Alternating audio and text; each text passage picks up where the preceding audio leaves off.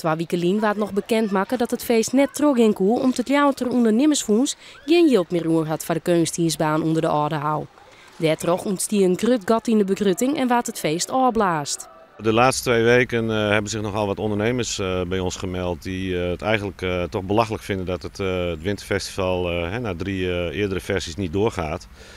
En die hebben uiteindelijk besloten om toch voor een groot gedeelte van onze begroting garant te gaan staan.